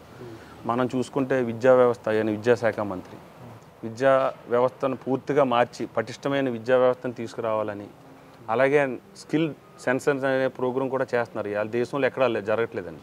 ఇవాళ కొత్తగా మన రాష్ట్రంలో స్కిల్ సెన్సర్స్ అనే ప్రోగ్రాం స్టార్ట్ చేశారు. ఎందుకంటే ఎవరు ఏ నైపుణ్యంలో అర్హులై ఉన్నారో వాళ్ళందరికీ ఆ నైపుణ్యానికి తగ్గట్టుగా ఉద్యోగ అవకాశాలు కల్పించాలన్నదే లోకేష్ బాబు గారి ప్రయత్నం. రాబోయే రోజుల్లో ఖచ్చితంగా ఈ 2 జిల్లాల్లోనే కాదు, తెలుగు రాష్ట్రంలో ఆంధ్రప్రదేశ్లో నిరుద్యోగం అనేది ఉండకుండా చేయాలన్నదే మా నాయకుడి ప్రయత్నం. ఖచ్చితంగా దాన్ని చేస్తాం. మా ప్రయత్నం గోదావరి జిల్లాలో పట్టభద్రులంతా మీకు ఓట్లేసి మీరేం చేస్తారు? పట్టభద్రులు అంటే ఊరికే డిగ్రీలు చదువుకొని బయట ఉండేవాళ్ళు కాదు, ప్రభుత్వ ఉద్యోగస్తులు ఉంటారు, ప్రభుత్వ ఉపాధ్యాయులు ఉంటారు, అందరూ వీళ్ళంతా కలిపి ప్రైవేట్ స్కూల్స్ ఎంప్లాయీస్ అందరూ ఉంటారన్నమాట. వాళ్ళందరి కోసం మీరేం చేస్తారు? అసలుకి ఈ 2 జిల్లాల్లో గ్రాడ్యుయేట్స్ చాలా ఎక్కువ మంది ఉన్నారు. అందులో ఉద్యోగస్తులు ఉన్నారు, మీరు అన్నట్టు నిరుద్యోగులు ఉన్నారు. నిరుద్యోగికి సంబంధించి ఫస్ట్ ప్రయారిటీ నేను ఖచ్చితంగా ఇస్తాం. ఎందుకంటే వాళ్ళకి ఉద్యోగ అవకాశాలు కల్పించేదానికి ఈ ప్రాంతంలో పరిశ్రమలు స్థాపించి ఐటీ రంగంలో కానీ సాంకేతిక రంగంలో కానీ ఎక్కువ పరిశ్రమలు తీసుకొచ్చేదానికి, తద్వారా ఈ ప్రాంతంలో ఉన్న నిరుద్యోగులందరూ ఉద్యోగ అవకాశాలు కల్పించడానికి నేను ప్రత్యేకమైన ఒక ప్లాన్ ఆఫ్ యాక్షన్తో ముందుకెళ్ళడానికి మేము ప్రయత్నం చేస్తున్నాం. అది ప్రభుత్వ పాలకుల సహకారంతో. రెండోది విద్యా వ్యవస్థ. నేను ఈ ప్రాంతంలో చూసినప్పుడు ప్రభుత్వ పాఠశాలలో ఇంకా మెరుగుపరచవలసిన సౌకర్యాలు ఉన్నాయి, స్టూడెంట్స్కి ఇవ్వాల్సిన ఫెసిలిటీస్ ఉన్నాయి, వాళ్ళకి ప్రోత్సాహాలు పెంచాలి, ఇంకా విద్యా వ్యవస్థను పటిష్టం చేయాలి. ఇవన్నీ మా దృష్టికి వచ్చిన సమస్యలు. తద్వారా అలాగే ఆల్రెడీ ఉద్యోగస్తులు పట్టభద్రులు అంటే ఉద్యోగస్తులు కూడా ఉంటారు కదా, వాళ్ళందరి సమస్యలు, ప్రైవేట్ ఉద్యోగస్తులు ఉన్నారు, గవర్నమెంట్ ఉద్యోగస్తులు ఉన్నారు. మనం ఏపీపీఎస్సీ చైర్మన్ ప్రకటించడం జరిగిందండి కూటమి ప్రభుత్వం. గ్రూప్ 2 కానీ గ్రూప్ 1 కానీ ఇప్పుడు వేస్తున్నారు. అందులో మనకి నోటిఫికేషన్ కూడా వచ్చిందండి. 60 రోజులు టైంలో మనకి షెడ్యూల్ రిలీజ్ చేశారు. స్టూడెంట్స్ అందరూ కూడా చాలామంది, వందలాది మంది మాతో ఫోన్లో కానీ వాట్సాప్ మెసేజ్లు కానీ పెట్టడం జరిగిందండి. టైం సరిపోదన్నా, మేము చాలా ప్రిపేర్ అయి ఉన్నాం, ఎదరేమో బడ్జెట్ వస్తుంది, బడ్జెట్ కూడా ప్రిపేర్ అవ్వాలి, కాబట్టి మాకు 90 డేస్ కావాలి, ఇంకో 25 డేస్ పెంచితే మాకు మంచిదని చెప్పారు. మేము ఆ సమస్యలన్నీ విని వెంటనే లోకేష్ గారి దృష్టికి తీసుకెళ్తే వెంటనే ఆయన స్పందించి ఎక్కడా కూడా చాలా ఆశయాలతో వాళ్ళు ఎన్నో సంవత్సరాలు కష్టపడి గ్రూప్స్కి ప్రిపేర్ అవుతున్నారు, వాళ్ళని ఎక్కడ నిరుత్సాహపరచకండి, ఎంకరేజ్ చేయండి, వీలైతే వాళ్ళ టైంని వెంటనే మనం ఇద్దాం. 90 డేస్ కావాలంటున్నారు కదా, 25 డేస్ అడుగుతున్నారు, 30 డేస్ పెంచి వాళ్ళని ఇంకా ఎంకరేజ్ చేయండి. వాళ్ళనే ఎందుకంటే డిస్కరేజ్ చేయకుండా మెంటల్గా రిలాక్స్గా ఉంటేనే గ్రూప్స్కి ప్రిపేర్ అవుతారు, కాబట్టి ఆ విధంగా మీరు చేయండి అని చెప్పారు. ఆ ఇష్యూని కూడా మేము సాల్వ్ చేయడం జరిగిందండి. మా నోటీసులోకి వచ్చిన ఏ ఇష్యూ అయినా ఇప్పుడు మేము అభ్యర్థిగా ఉన్నప్పుడే మేము సాల్వ్ చేస్తున్నప్పుడు, రేపు ఎమ్మెల్సీ అయిన తర్వాత ఖచ్చితంగా శాసన మండలిలో ఏదైతే ఈ నిరుద్యోగుల తరపున కానీ ప్రభుత్వ ఉద్యోగుల తరపున కానీ ఖచ్చితంగా వాళ్ళ సమస్యల పరిష్కారానికి నేను కృషి చేస్తాను. సమస్యల పరిష్కారం ఖచ్చితంగా చేస్తారా? ఖచ్చితంగా. చాలా పెద్ద సమస్యలు ఉన్నాయి వాళ్ళకి. ఉద్యోగ ఉపాధ్యాయులు కోరుకునేది ఏంది? సిపిఎస్ వద్దు, ఓపీఎస్ కావాలి, ఓల్డ్ పెన్షన్ స్కీమ్ కావాలి. పిఎఫ్ అమౌంట్ ఎక్కడ పోయింది? మా ఖాతాలలో జమ కాలేదు, పిఎఫ్ డబ్బులు తీసుకుంటా అంటే ఖాతా 0 ఉంది, మా డబ్బులు మాకు ఇప్పించండి, పెండింగ్ ఉన్నాయి, ఇవన్నీ మాకు ఇప్పించండి మహాప్రభు అంటున్నారు. ఆ సమస్యల మీద మీరు మండలిలో మాట్లాడగలరా? కూటమి అభ్యర్థిగా, కూటమి ఎమ్మెల్సీగా మాట్లాడగలరా? మాట్లాడేంత దమ్ము ఉంటుందా? ఖచ్చితంగానండి. ఎందుకుంటుంది? మీరు కూటమి అభ్యర్థి, మీరు అదే చెప్తున్నాం. ఎందుకు మాట్లాడతాం అంటే సమస్య పరిష్కారం కాకపోతే మాట్లాడాలి. ఈ సమస్యలన్నీ కూడా మా నాయకుడి దృష్టికి, అలాగే పవన్ కళ్యాణ్ గారి దృష్టికి, లోకేష్ గారి దృష్టికి తీసుకెళ్ళడం జరిగింది. మనం ఖచ్చితంగా ప్రామిస్లు ఈ సమస్యలు ప్రామిస్ చేసాం. మనం ఉద్యోగులు ఏదైతే సమస్యలు అన్నీ ఖచ్చితంగా 1 by 1 రాబోయే తక్కువ టైంలో నెలలోనే ఒకటి క్లియర్ చేద్దాం ఖచ్చితంగా చెప్పడం కూడా జరిగిందండి. ఈ ఉద్యోగ సంఘాలు ఏదైతే నాయకులు ఉన్నో వాళ్ళందరికీ కూడా ఈ అసెంబ్లీ అయిన తర్వాత వాళ్ళందరూ కూడా మా అధినాయకుడు చంద్రబాబు నాయుడు గారిని, లోకేష్ బాబు గారిని, అలాగే పవన్ కళ్యాణ్ గారిని కలిసే ఏర్పాటు కూడా మేము చేస్తున్నాం. చేసి వాళ్ళ పరిష్కారం మా పాలకుల సమక్షంలోనే పరిష్కరిస్తాం. నేననే శాసన మండలి దాకా కూడా రాదు. అంతేనా? అంతే. ఖచ్చితంగానండి. నేను చాలా గట్టిగా చెప్పగలను. రాజశేఖరం గారు ఎలా ఉంటారని త్వరలోనే తెలుస్తుంది కదా. ఓకే, ఉభయ గోదావరి జిల్లాల్లో మంత్రులు కావచ్చు, ఎమ్మెల్యేలు కావచ్చు, వాళ్ళందరూ కూడా మీతో సఖ్యతగా ఉంటూ నిజంగా మీ విజయం కోసము తాపత్రపడుతున్నారా? చాలా అంటే నాకు ఆ బలం అంతా ఈరోజు నేను నెగ్గుతానని నేను ధైర్యంగా చెప్తున్నానంటే వారే. ఈ 34 కాన్స్టిట్యున్సీలు ఎమ్మెల్యేస్, మంత్రులు, ఇన్ఛార్జ్ మంత్రులు, పార్టీ అధ్యక్షులు, కూటమి అధ్యక్షులు, కార్యకర్తలు అందరూ కూడా వారి శక్తికి మించి ఈ విజయానికి ప్రయత్నం చేస్తున్నారు. ఈ విజయం నేను ఇంత గట్టిగా నేను నమ్ముతున్నానంటే వారి సహకారమే ముఖ్యం. రూరల్ ఎమ్మెల్యే పంతం నానాజీ గారు అంతగా ప్రయత్నించడం లేదు. ఎప్పటికైనా నాకు రిటర్న్ కాబోతాడు, గతంలో టికెట్ కోసం ఆశించాడు కదా, రాజశేఖరమును ఇక్కడే మనం బ్రేక్ చేస్తే బాగుంటుంది, భవిష్యత్తులో నాకు మొగుడే కూర్చుంటే ఇబ్బంది అవుతుందనే ఉద్దేశంతో మిమ్మల్ని కొంత అలా గ్యాప్ ఇస్తున్నాడు అంటారు. ఫస్ట్ మీకు చెప్తున్నానండి, తమ్ముడు నువ్వు ఎమ్మెల్సీగా నెగ్గుతున్నావు, ఆ బాధ్యత నేను తీసుకుంటానని బాధ్యతల మీద వేసుకుని ముందుండి నడిపించేదే నానాజీ గారు. అంటే గొంతు నుంచా నాభి నుంచా మాట?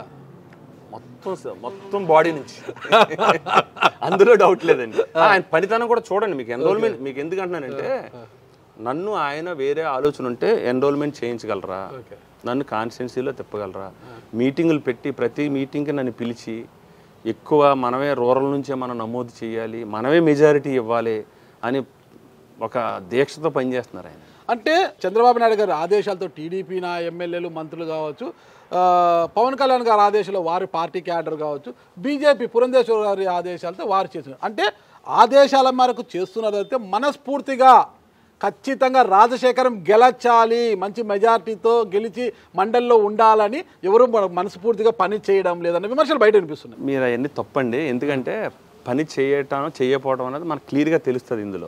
ఎందుకంటే ఓటర్ నమోదు చాలా ముఖ్యం. మనం టార్గెట్లు నమోదు చేయించవచ్చు, ఆ ఓట్లన్నీ మీకే. అదే అంటాను, నమోదు చేయించడంలోనే ముఖ్య భూమికి పోషించినప్పుడు వేయించడం అనేది ఆబ్వియస్లీ అది ఈజీ,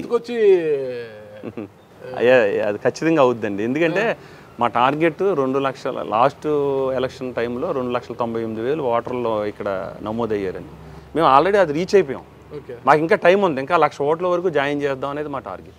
అవుతారని ఎందుకు అంటున్నానంటే, ఇది గ్రాడ్యుయేట్స్ అందరూ కూడా, నాకు చాలా ఆశ్చర్యకరమైన విషయం ఏంటంటే, నేను చాలామందిని ఇంటలెక్చువల్స్ని, పెద్దల్ని, డాక్టర్స్, లాయర్స్ని చాలామంది నేను కలిసానండి ఈ ఎలక్షన్ క్రమంలో. అసలు graduates election first time vote ఉంటుంది అనేది చాలామందికి తెలియదు. అంటే వాళ్ళు బిజీ లైఫ్లో వాళ్ళు ఉంటారు, దీన్ని అంత పట్టించుకోలేదు. ఇప్పుడు మాకు ఓటు ఉంది, ఖచ్చితంగా నువ్వు కూటమి అభ్యర్థి కాబట్టి మేము నమోదు చేసుకుని నీకు వేస్తామని వాళ్ళు స్వచ్ఛందంగా చెప్తున్నారు. జిల్లాలో అంత వెనుకబడతారని గురవుతున్నారు గ్రాడ్యుయేట్స్. లేదండి, ఎందుకు పట్టభద్రులు ఎన్నికలు కొత్తగా కాదు కదా, పట్టభద్రులు ఓటు వెయ్యొచ్చా అని చాలా మంది అమాయకులు ఉన్నారు. అమాయకులు కాదు, దీనికి అంత స్పెండ్. ఇప్పుడు జనరల్ ఎలక్షన్ అనుకోండి, ఎలక్షన్ కమిషన్ ఓటర్ నమోదు ప్రక్రియను స్టార్ట్ చేస్తారు. ఇది అలా కాదండి, మనమే ఓటు నమోదు చేసుకోవాలి. ఇప్పుడు ఎలక్షన్ కమిషన్ దీని మీద ఓటర్గా నమోదు చేయడానికి స్పెషల్గా డ్రైవ్ చేయదు, నమోదు చేసుకునే అవకాశం కల్పిస్తుంది. ఎవరైనా ఓటర్ మీరు ఉన్నారనుకోండి, మీరు పట్టభద్రుడి ప్రాంతంలో మీరే నమోదు చేసుకోవాలి. అది మీ ఇష్టం, అది మీ హక్కు. చేసుకోవచ్చు, చేసుకోపోవచ్చు. ఇప్పుడు ఉన్న బిజీ లైఫ్లో, ఎందుకంటే అంత అవగాహన లేదని కాదు, అవగాహన ఇంతకుముందు కల్పించకపోవచ్చు కదా. ఇప్పుడు అందరికి అవగాహన వచ్చింది, వాళ్ళు స్వచ్ఛందంగా వచ్చి ముందుకు వచ్చి చేసుకుంటారు. స్వచ్ఛందంగా రావడం కన్నా ఏ అభ్యర్థి ఉన్నారో వాళ్ళు మరీ కౌంటర్లను పెట్టి వాళ్ళ చుట్టూ స్టాఫ్ను పెట్టుకొని ఎన్రోల్ చేస్తున్నారు కదా. లేదు, కౌంటర్లో ఎక్కడ అది తక్కువ. అంటే కొంత వాళ్ళు జాయిన్ అవ్వడానికి ఒక ఈజీ మార్గం అనేది ఏర్పాటు చేయాలి కదా. మనం ఆన్లైన్ చేసుకోవచ్చు, ఆఫ్లైన్ చేసుకోవచ్చు. రెండు మార్గాలు ఉన్నాయండి ఇక్కడ ఎన్రోల్ చేసుకోవడానికి. ఆన్లైన్లో చేసుకునే క్రమంలో ఒక్కోసారి ప్రాబ్లమ్స్ వస్తున్నాయి, అంటే స్లోగా ఉండటం, సర్వర్ డౌన్ అవ్వటం, ఎన్నిటిలోనే ఆఫ్లైన్లో మనం ఎంఆర్ఓ ఆఫీస్కి ఇవ్వచ్చు. 2 మార్గాలు ఉన్నాయి. 2 సార్లు మీకు ఎమ్మెల్యే టికెట్ అవకాశం వచ్చి చేజారింది, జెడ్పీ చైర్మన్గా చేజారింది. 3వసారి మీకోసమే ఆ రోజు జగన్మోహన్ రెడ్డి గారు మండలి వద్దు అని కేంద్రానికి పంపించినా కూడా మండలి ముద్దు అని వాళ్ళు అట్లే పెట్టేశారు. మీలాంటి వారి కోసమే మండలి ఇంకా కొనసాగుతుంది అనొచ్చా? మండలి ప్రాధాన్యత చాలా ఎక్కువ సార్. మనం దీన్ని మీరు అన్నారు కదా, నిరుద్యోగ పునరావాసం అన్న మాట వాడే పరిస్థితి ఎందుకు వచ్చిందంటే, మీరు అనకూడదు, నేను అనుకో, మండలి ప్రాధాన్యత చాలా ఉంది, మీరు అనకూడదు, చాలా ఎక్కువ అండి. ఎందుకు మరి ఎన్టీ రామారావు గారు ఆ రోజు మండలిని ఎందుకు రద్దు చేశారు? అప్పుడు రాజకీయ పరిస్థితులు, అప్పుడు ఉన్న పరిస్థితులు వేరు. కానీ దాని ప్రాధాన్యత గుర్తించిన తర్వాతే కదా చంద్రబాబు నాయుడు గారు మళ్ళీ స్టార్ట్ చేశారు. మీరు ఒకటి చూసుకోండి, మండలిలో 58 మంది సభ్యులు ఉంటారు మనకి. ఆ రేషియో కూడా మనం చూడొచ్చు. ఎమ్మెల్యేల నుంచి నామినేట్ అయిన వాళ్ళు 20 మంది ఉంటారండి.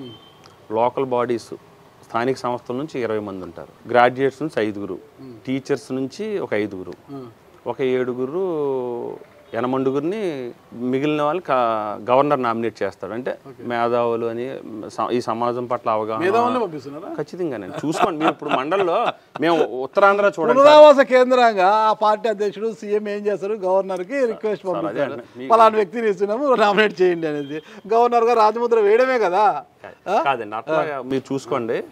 ఉత్తరాంధ్ర నుంచి ఈరోజు వేపాడ చిరంజీవి గారు తెలుగుదేశం తరఫున మండలిలో ఉన్నారు. ఆయన ఏ రంగ నిపుణులైనా ఆయన ప్రొఫెసర్ అండి, ఆయన లెక్చరర్. ఇప్పటికీ కూడా ఎకనామిక్స్ చిరంజీవి గారు అంటారు ఆయన. ఆయన స్టూడెంట్స్ ఈ రాష్ట్రంలో 40,000 మంది పైగా ఉన్నారు. అందులో ఐఏఎస్ ట్రైనింగ్ అయిన వాళ్ళు వైసీపీ ప్రభుత్వ హయాంలోనే ఆయన గెలిచారు. అదే అంటున్నాను నేను. ఎందుకంటే నేను అనేది లేరు అన్న దానికి మీరు చెప్తున్నానండి, చాలా గొప్ప వ్యక్తులు ఉన్నారు. నేను ఒకటి మీకు అర్థం కాలే, అది ఎలక్షన్ ద్వారా ప్రజాస్వామ్యబద్ధంగా ఆయన ఎన్నికై వచ్చారు అక్కడికి. అది కాదు నేను అడిగేది. గవర్నర్ నామినేట్ చేస్తారు అంటుంటే మీరు గవర్నర్ నామినేట్ ఎవరికైనా రంగ నిపుణులను ఎవరైనా పంపించారా? ఎప్పుడు కూడా పునరావాస కేంద్రం కదా ఎవరైతే. లేదు అది మీరు అన్నది పూర్తిగా రాంగ్. ఉంటారు, ఎందుకు లేరు, ఉంటారు ఖచ్చితంగా. దానికి సంబంధించిన వ్యక్తులను కూడా తీసుకోవడం జరుగుతుందండి. మరీ అంతగా ఉండదు. ఆ ప్రాధాన్యత అనేది ఖచ్చితంగా ఉండాలి. అంటే ఉండాలని కోరుకుంటున్నాను నేను కూడా, ఖచ్చితంగా ఉండాలి. ఎందుకంటున్నానంటే మీకు మనం జగన్మోహన్ రెడ్డి గారి టైంలో చూడండి, ఈ రాష్ట్రాన్ని రాజధాని లేకుండా చేద్దామని 3 రాజధానులని బిల్లు ప్రవేశపెట్టినప్పుడు ఈ మండల ప్రాధాన్యత అన్నదానికి చిన్న ఎగ్జాంపుల్ మీకు. మండలిలో బిల్లుని సెలెక్ట్ కమిటీకి పంపటం, అది ఆగటం వల్ల మన రాజధాని ఈరోజు సజీవంగా ఉంది మనకి. లేకపోతే ఎందుకు ఎంత ప్రాధాన్యత అనేది మీరు కూడా గుర్తించాలి. అంటే అన్ని ఒకలాగా బొమ్మ ఇటు పడింది అంటే రాజధాని మళ్ళీ అక్కడికి వెళ్ళిపోయేది. బొమ్మ ఇటు పడింది కాబట్టి రాజధాని నిలబడింది. అంతే కదా. అంటే నేను అనేది ప్రాధాన్యత గురించి మనం మాట్లాడదాం. అంటే ఈ రాష్ట్ర ప్రయోజనాలు అవసరానికి తగ్గట్టు ఎప్పుడైనా అవసరం వచ్చినప్పుడు కీలక భూమిక అనేది మండలి ఖచ్చితంగా దాని ప్రాధాన్యతను చాటుకోవడం జరుగుతుంది. మనం చరిత్రలో చాలా చూసాం. మీకు ఇది అవసరం కూడానే మనకి. ఒక చిన్న ప్రశ్న అండి, ఇంకా మీరు ఎమ్మెల్సీ అయినాక అడిగితే బాగుంటుంది, కానీ ఇప్పుడే అడగక తప్పడం లేదు. జగన్మోహన్ రెడ్డి గారి ఇటీవల ఒక కామెంట్, సోషల్ మీడియా వారందరూ కూడా మీ ప్రభుత్వం అంటే ఇప్పుడు గతంలో రాజారెడ్డి రాజ్యాంగం నడుస్తుంది ఏపీలో అనేవారు, టీడీపీ ప్రతిపక్ష పార్టీ టీడీపీ ఉన్నప్పుడు. ఇప్పుడు వచ్చేసి రెడ్ బుక్ రాజ్యాంగం నడుస్తుంది, లోకేష్ గారు రెడ్ బుక్ రాజ్యాంగం నడుస్తుంది ఇక్కడ. అందుకే రెడ్ బుక్లో ముందస్తుగా పేర్కొన్న విధంగా సోషల్ మీడియాలో ఏ చిన్న వార్త పెట్టిన వాళ్ళు అరెస్ట్ చేయడము, అందరినీ కూడా భయాందోళనకు గురి చేస్తున్నారు. ఇంతమంది నేనే ఈ రోజు నుంచి చంద్రబాబు నాయుడు అంటే కూటమి ప్రభుత్వం 6 గ్యారెంటీల గురించి సోషల్ మీడియాలో నేనే పోస్ట్ పెడతా, ముందు నన్ను అరెస్ట్ చేయండి, దమ్ము ధైర్యం ఉంటే అని తొడగొట్టి సవాల్ చేస్తున్నారు జగన్మోహన్ రెడ్డి గారు. మా యువ నాయకుడు ఖచ్చితంగా చూపించాడు మీకు, అదేమి సీక్రెట్ కాదు. అందులో ఉన్నది ఎవరైనా ఆ రోజున అధికారులైనా పరిధి దాటి అమాయకుల మీద అన్యాయంగా కేసులు పెట్టినా, ఎవరైనా పరిధి దాటి అన్యాయంగా రాజకీయ నాయకులు పనిచేసినా వాళ్ళనే అందులో ఆయన ఖచ్చితంగా ఏదైతే చట్టాలను ఉల్లంఘించి వాళ్ళ పరిధి దాటి పనిచేశారో వాళ్ళందరికీ ఖచ్చితంగా శిక్ష ఉంటుంది. దాన్ని ఒక లిస్టు పెట్టుకున్నారు ఆయన. ఖచ్చితంగా ఎవరో చట్టాన్ని ఎవరో దాటి ఎవరో కూడా అతీతులు కాదండి, అది ఖచ్చితంగా జరుగుతుంది కూడా. అంతేగాని ఇప్పుడు రాజారెడ్డి రాజ్యాంగం అంటే రెడ్ బుక్కి చాలా తేడా ఉందండి. ఆయన ఏదనుకుంటే అదే చేసేవారు. మండలి రద్దు, మండలిలో మీరు చూడండి, మండలిలో బిల్లు ఆగింది కాబట్టి రద్దు అన్నాడు ఆయన. అది రాజారెడ్డి రాజ్యాంగం అంటే, ఇది కాదు. మీరు ఆయన ఏదనుకుంటే జరగకపోతే దాన్ని ఆయన రాజ్యాంగం ఇంప్లిమెంట్ చేసేవారు. అది ప్రజాస్వామ్యంలో ఎప్పుడు కూడా ఒకటి సార్, ప్రజాస్వామ్యంలో అంతిమంగా ప్రజలే నిర్ణేతలు, ప్రజలే ప్రభువులు. అది మా అధినాయకుడు ఈ పార్టీ తెలుగుదేశం పార్టీ పెట్టిన ఎన్టీ రామారావు గారు పూర్తిగా విశ్వసించారు. అదే చంద్రబాబు నాయుడు గారు కూడా. ప్రజల అభిష్టం మేరకు ఎవరైతే పనిచేస్తారో వాళ్ళు కొంచెం ముందుకెళ్తారు. అంతేగాని సొంత నిర్ణయాలు, సొంత రాజ్యాంగం ఇంప్లిమెంట్ చేస్తే రాజకీయాల్లో ప్రజలు క్షమించరు. ఇంకొక చిన్న విషయం అండి, వైసీపీ ఎమ్మెల్సీగా ఉంటూ రఘురాజు గారి పైన అనర్హత వేటేశారు మండలి చైర్మన్ గారు మోషన్ రాజు గారు. అయితే దాని మీద ఆయన ఎలక్షన్ కమిషన్ ఈరోజు ఆ రద్దు చెల్లదు అంటూ ఆయనకు మళ్ళీ కొనసాగింపుగా ఈరోజు ఉత్తర్వులు కూడా ఇచ్చారు. దాన్ని ఎలా చూస్తారండి? అది మండలి చైర్మన్ అన్నది ఒక రాజ్యాంగబద్ధమైన పదవి. అది ఆ పదవికి తగ్గట్టుగానే మనం నిర్ణయాలు తీసుకోవాలి. మీరు చిన్న ఉదాహరణ చెప్తాను. 99లో 1990s అనుకుంటాను, బాలయోగి గారు స్పీకర్. ఆ రోజు ఆయన రాజ్యాంగబద్ధమైన పదవిలో ఉన్నారు. ఒక ఓటుతో, మూజువాని ఓటుతో ఆ రోజు ప్రభుత్వం పడిపోవటం జరిగింది. అది ఆ పదవికి వండి తేవటం అంటేనండి. ఈయన అట్లా కాకుండా ఒక రాజకీయ పార్టీ అభిప్రాయాల్ని చైర్మన్ గారు ఇంప్లిమెంట్ చేయటం వల్ల ఆ పదవికి కొంచెం ఇబ్బందికరమైన పరిస్థితి. ఈరోజు అందరం కూడా ఇబ్బంది పడుతున్నాం. ఇప్పుడు ఎలక్షన్ కమిషన్ నోటిఫికేషన్ ఇచ్చింది, కోర్టు అక్షంతలు వేసింది, మళ్ళీ రద్దు చేయడం జరిగింది. ఇది ఎప్పుడు నాకు తెలుసుంది నాకున్న రాజకీయ అనుభవంలో ఇలాంటివి తక్కువ జరుగుతాయి. ఏంటంటే మండలి చైర్మన్గా ఈ లీగల్ అన్ని కరెక్ట్గా ఆయన పదవికి పూర్తిగా బాధ్యతగా వహించుంటే ఈ విషయం జరగదు. ఇప్పుడు ఎమ్మెల్సీ అయితే 2029లో ఎమ్మెల్యే టికెట్ ఆశించరా? 2029 నేను చెప్తున్నాను కదండి, నేను ఏది ఎమ్మెల్సీతోనే సరిపెట్టుకుంటారా మళ్ళీ ఎమ్మెల్యే కోసము? నాది నా లైన్ మా నాయకుడు చంద్రబాబు నాయుడు గారు. నానాజీ గారు క్లారిటీ ఇవ్వడం లేదు. తెలుగుదేశం పార్టీ ఆయన ఖచ్చితంగా నానాజీ గారికి నేను క్లారిటీ ఇస్తున్నానండి. నానాజీ గారికి 100% క్లారిటీ. నేను కాకినాడ రూరల్లో పోటీ చెయ్యను. మరి ఎవరికి ముప్పు పొంచి ఉందో? ఎవరికి లేదు. ఎవరికి ముప్పు పొంచి ఉందో? కాకినాడ రూరల్ పోటీ చేయరు 2029లో. 29లో ఎవరు కొంప మొచ్చబోతున్నారు? లేదండి.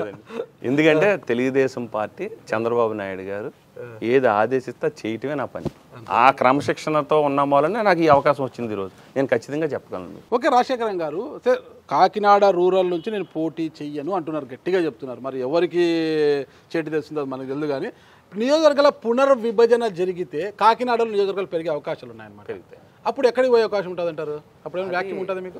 వ్యాక్యూమ్ ఉంటే అది పార్టీ నిర్ణయిస్తుందండి. మనం అనుకున్న జరగవు కదండి. పార్టీ ఏ నిర్ణయించినా తప్పదు. స్ట్రైట్గా చెప్పండి, ఎమ్మెల్సీతో సరిపెట్టుకుంటారా? ఎమ్మెల్యే కావాలన్న ఆకాంక్ష ఇక్కడ ఉందా లేదా? తప్పుకొచ్చిందండి ఇది. నేను ఎమ్మెల్సీ అవుతాననే ఆలోచన నాకు ఎప్పుడు లేదండి నిజంగా. ఒకవేళ ఎమ్మెల్యేగా కంటెస్ట్ చేయాలని ఆ రోజు కోరుకుంటే ఉండొచ్చు కానీ అవకాశం వస్తే ఎమ్మెల్సీ అయితే ఇప్పుడు దీంతో సరిపెట్టుకొని ఇది చాలు నాకు అనుకుంటారా? ఎలాగైనా ఎమ్మెల్యే కావాలి అని 2029కి బరిలో నిలవడానికి పోటీ పడతారా?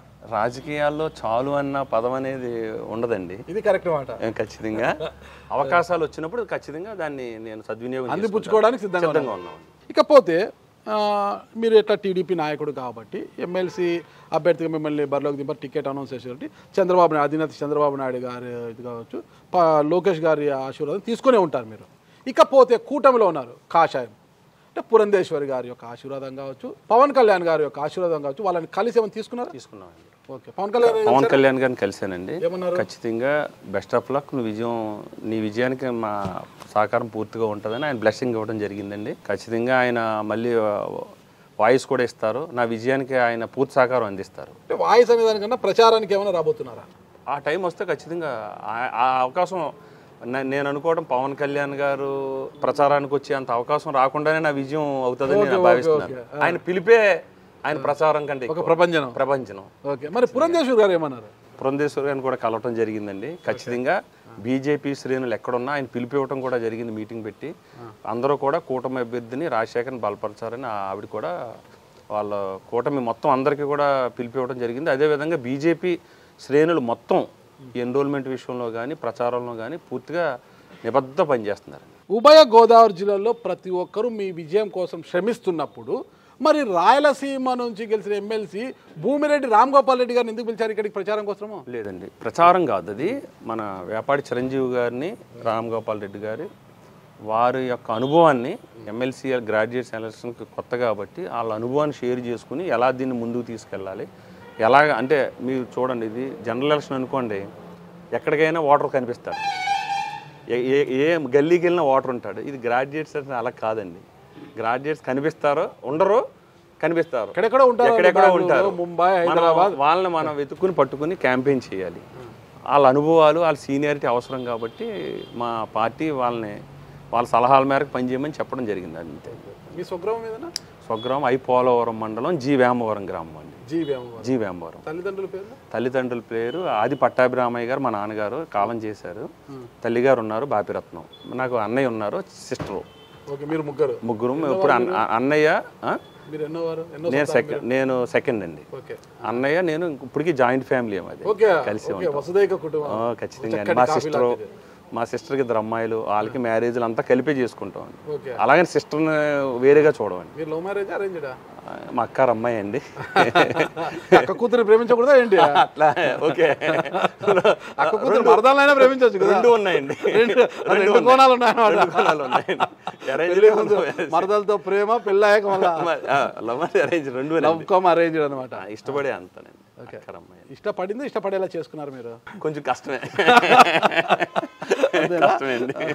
ఎంతమంది సంతానం మీకు? 2 అబ్బాయిలండి. 2 అబ్బాయిలు ఏం చేస్తున్నారు? 2 అబ్బాయిలు.